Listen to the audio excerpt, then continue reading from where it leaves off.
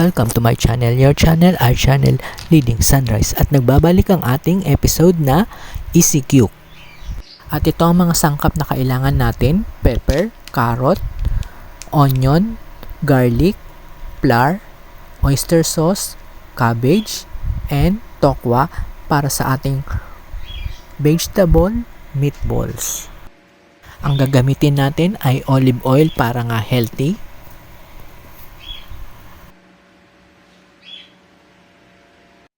Itong ating repolyo ay hiniwa ko ng maliliit. Pwede nyo rin gamitin ang food processor or food chopper para mas mabilis. Gusto ko lang na mayroong pagka-crunchy. Nilagyan ko nga pala siya ng celery at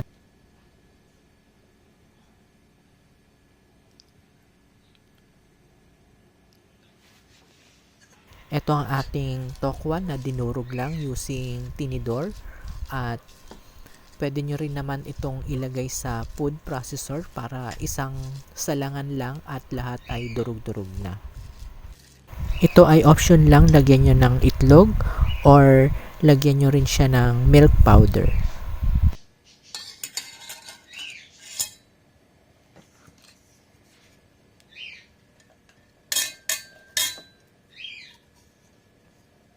Ilagay na ang lahat ng ingredients kapag natapos na nating pinuhin or durugin.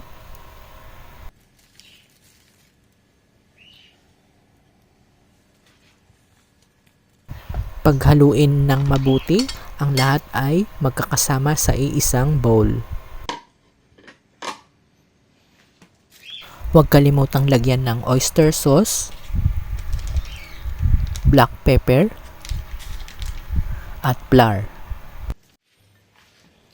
At eto na guys, napaghalo na natin ang lahat ng ingredients. Kung gusto nyong mas sticky pa ay dagdagan nyo lang ng flour or gusto nyo naman lagyan ng itlog.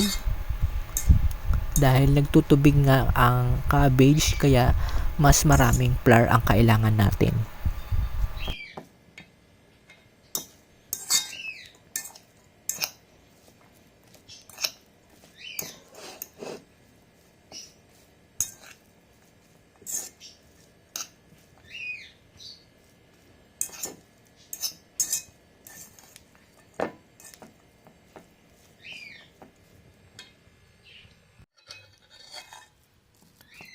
After a few minutes at eto na ang ating finished product. Nagbubuo-buo na siya, so pwede na nating gawing bilog or pwede nyong gawing patties din. Nasa sa inyo naman kung paano nyo siya ipiprito. Pwede nga pala ito maging takoyaki din kung marunong kayo magluto ng takoyaki. Itong ating finished product ay pwede na rin siyang maging takoyaki. So ito na yung ating finished product. Binilog ko siya, nilagyan ko siya ng cellophane para nga mabilis tayong makapag-fry. Ilalagay ko lang ito sa freezer para anytime pwede nating makuha at ready na nating iprito. So ito yung parang burger patties na ginawa ko. Meron din tayong mga balls. So ready na siya. Pwede rin siyang pambaon at napakasarap. So try nyo na guys. Ito na yung ating finished product. At after ng aking pagpiprito, nag-try lang ako ng 2 balls at isang patty para matikman na rin natin at magugulat kayo sa lasa. Napakasarap at very crunchy. Try this at tamang-tama pambaon sa eskwela. Very easy at pwede nyong i-stock lang sa freezer. Anytime pwede nyo nang lutuin.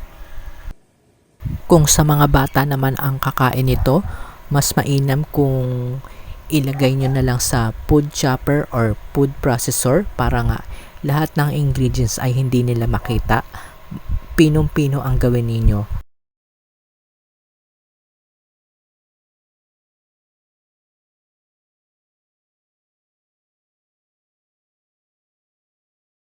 Isabay ko na rin ang ating unboxing. This is walkthrough paint available online. This is a Comfort Cross.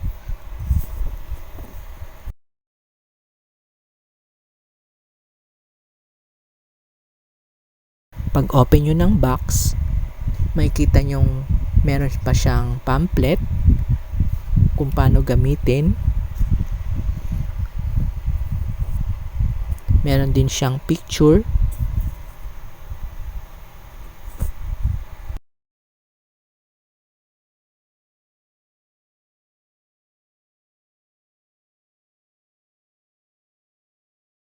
At meron ding quotes.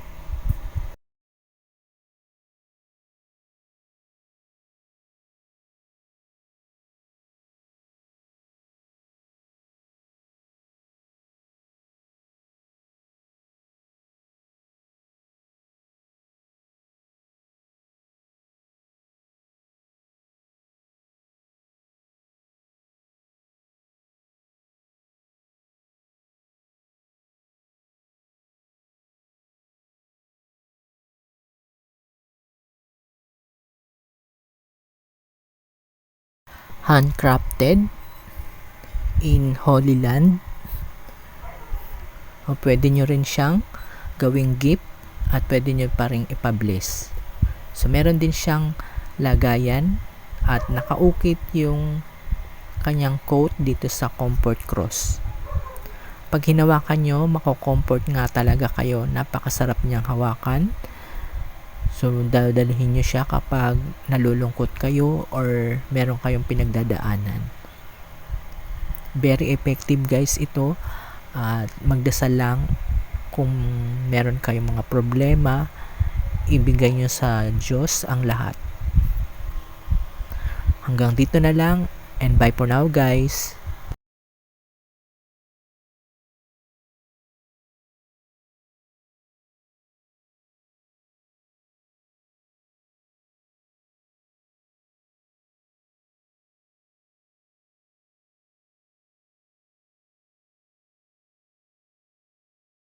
Please like, share, and subscribe to our channel and click the notification bell para updated kayo sa ating mga videos.